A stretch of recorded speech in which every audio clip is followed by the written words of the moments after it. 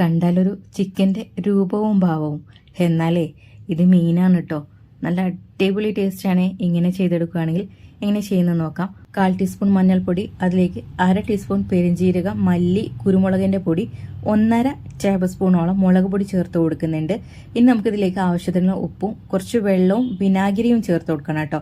ഇച്ചിരി മാത്രം ചേർത്താൽ മതി വിനാഗിരി. അതുകൂടെ ചേർത്തിട്ട് ഈ മീൻ നമുക്ക് നന്നായിട്ടൊന്ന് മസാല പുരട്ടി വെക്കാം. നമുക്ക് മീൻ ആദ്യം ഒന്ന് ഫ്രൈ ചെയ്തെടുക്കണം.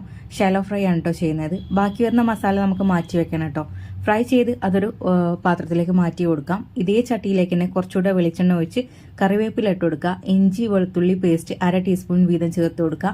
ഒരു 1/4 കപ്പോളം ചെറിയുള്ളി ചേർത്ത് കൊടുത്തിട്ടുണ്ട്. അതിലേക്ക് അല്പം ഉപ്പും നമ്മൾ നേരത്തെ പുരട്ടി വെച്ച മസാലയുടെ ബാക്കിയും ചേർത്തിട്ട് നന്നായിട്ട് വഴറ്റിയെടുക്കുക.